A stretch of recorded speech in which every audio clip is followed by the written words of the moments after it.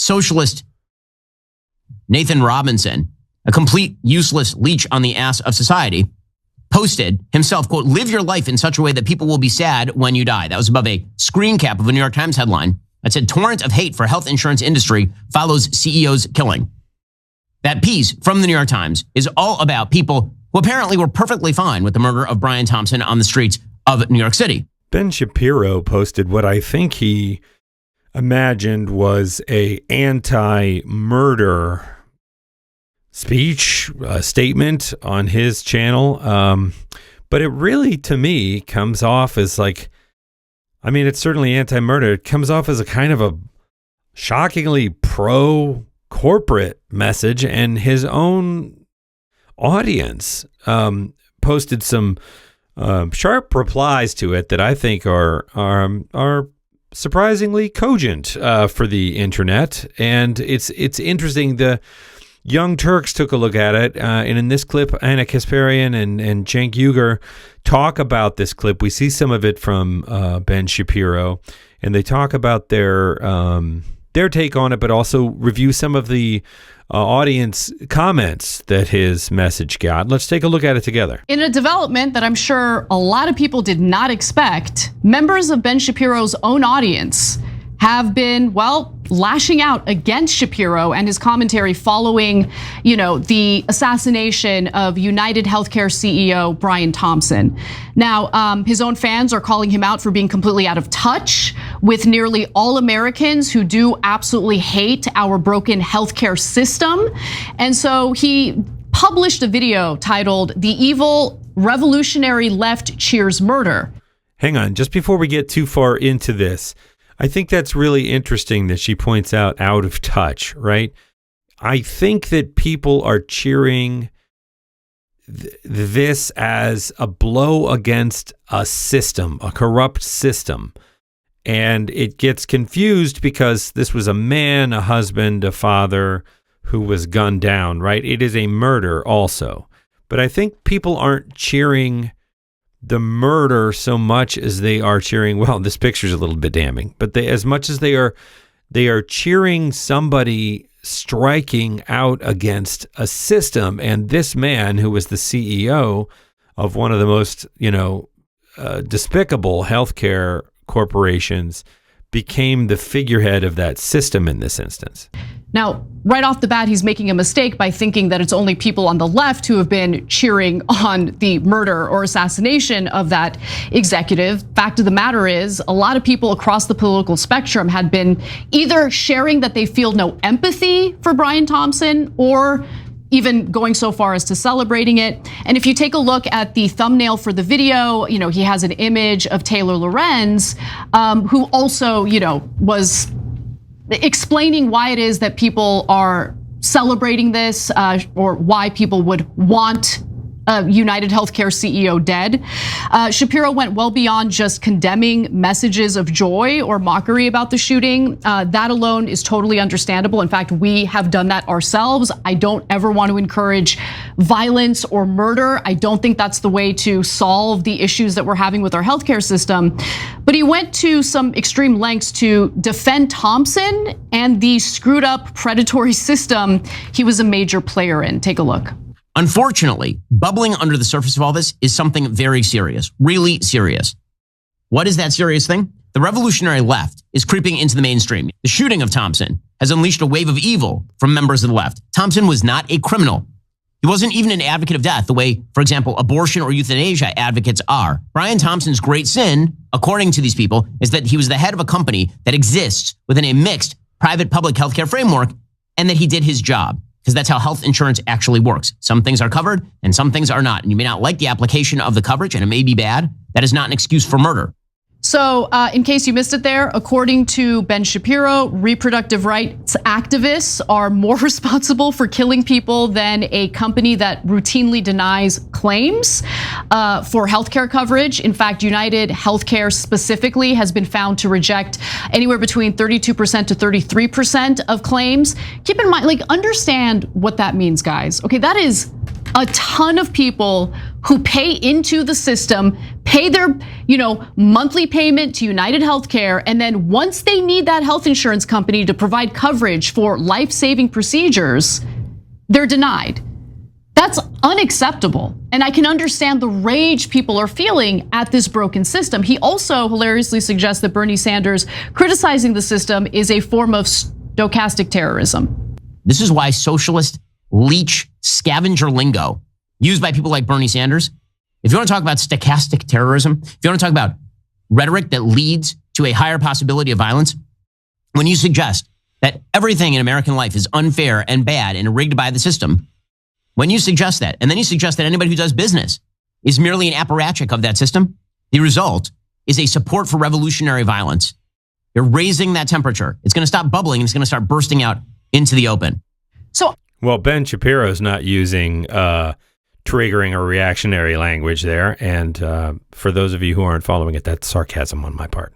I'm uncertain as to what Ben Shapiro expected after he put this video out. I mean, I don't think I even expected that he'd get the backlash that he's received from his own audience members, but the backlash was swift. So I'm gonna give you a few examples.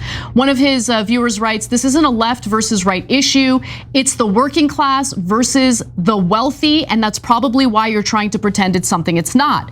Another person writes, as a conservative, I'm sick of rich elitists destroying the family unit, quite literally. I'm proud the left and right have united. I may not vote the same way, but damn it, I can agree we are tired of being pushed around. Another person writes, according to Ben, I went from Trump voter to revolutionary leftist in the span of a month. Another person writes, hate to break it to you, buddy, but it's not just the left who's sick of this. One other viewer says, imagine being so blatantly in the wrong that you managed to unite two opposing ends of the political spectrum during one of the most divided periods in recent memory. Another person writes, I'm not buying this left versus right crap anymore, Ben. I want healthcare for my family. There's more. Those are just a few examples. So, Cenk, this is something that we've been talking about a lot. There is this populist sentiment among voters on both sides of the political aisle. So guys, first of all, told you the populist right wing is real. It's not imaginary. They're not all evil, racist, sexist, etc., whatever you're hearing on other shows, okay? So look at them rebelling against the Daily Wire. It's amazing. It's never happened before in my lifetime. So Anna and I have been telling you that this is bubbling not after the election. We started telling you before the election. I started going on all those shows before the election, right? And I did the populist plank on tyt.com before the election. So it's real. And it is, to me, it's super exciting. It's not about Trump. It's about, hey, can we find unity and real agreement with right-wing and left-wing populists? And the answer appears to be yes. So now, Daily Wire to me is the epicenter of old right-wing media. I'm still trying to find the video where he explains how he takes this percolating populism on both sides and directs it into something like a new party or a third party or what. Like, the excitement is great. I'm not entirely sure it isn't just a sense of panic pre-Trump, but what's next, man? What's the way forward? So I've broken down before how Ben frames almost every issue from the perspective of an incredibly wealthy person or a giant corporation. He will say things like, a person wants to start a business and they've got $20 million and you can't let them blah, blah, blah. I'm like, who has $20 million that they're starting a business with? Why are we even having this conversation? Because he thinks from a rich person's perspective, and his own audience is getting tired of it, okay? And I can give you 100 examples of that. But interestingly, this is really important. What is the second thing Daily Wire is known for? Matt Walsh, Michael Knowles, etc. Culture wars. What do culture wars do? They divide us. So hey, dude, remember, it's really the trans people that are the problem. And immigrants is a complicated question, but immigrants are the problem. Look down at the people who have less power than you, right? And our answer is no, brothers and sisters, look up at the people who have more power than you.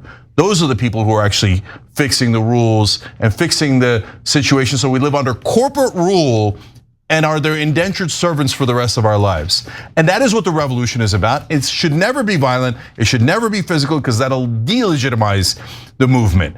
But he's worried about a populist revolution and he's And that's the one thing he's right about, because we're coming. I want to go to the last graphic here because I think this is important. I just realized your entire business model requires that us normal folk hate each other. Exactly. Let's not feed into that. 21,000 likes on that comment. So people are waking up. And I think that while it is totally okay to condemn violence and murder, which we do, and we agree with Ben on that, we do not agree that the healthcare system is all hunky-dory and we all need to sit down and shut up. All right, if we're the ones leading the revolution, I'm super happy about it. Left-wing populists, right-wing populists, come here. Let's do an actual revolution against corporate rule in this donor class. Don't listen to anyone in right-wing or left-wing media who tells you, oh no, the establishment Republicans and Democrats are the answer, and this current system is wonderful, and nothing should fundamentally change. He sounds like Joe Biden when he says that. It's pretty interesting, their take on Ben Shapiro and the comments that his audience makes. I see Ben Shapiro on other stuff. I don't watch much of Ben Shapiro's actual show, but that tone feels really shocking to me, that he's like, this was just a guy who was doing his job. Like, some claims are not going to be, I'm like, wow, that is wildly misrepresentative. United Health was denying 1 in 3 claims. They used an AI program to make the first pass at what was, accepted or denied in terms of claims that had a 90% error rate. 90% is not an accidental number. You don't accidentally get 90% of anything one direction or the other. That's deliberate. So just painting him as just a businessman trying to do his job and doing it well, by God, is very, very slippery logic. So anyway, I think this is an interesting conversation. I think what's going on at the Young Turks and this idea of a new populism, it sounds exciting. I still don't see a roadmap for it, and I'm still not confident that their sunny side optimism about everybody coming together and kind of kumbayaing our way into a new world order where everybody gets a fair shake and we just get rid of money. It feels kind of Harry Potter to me. Like, who's holding the wand that can do that kind of magic? That would be great, but I don't see a roadmap for it yet. Anyway, I would love to know what you think in the comments.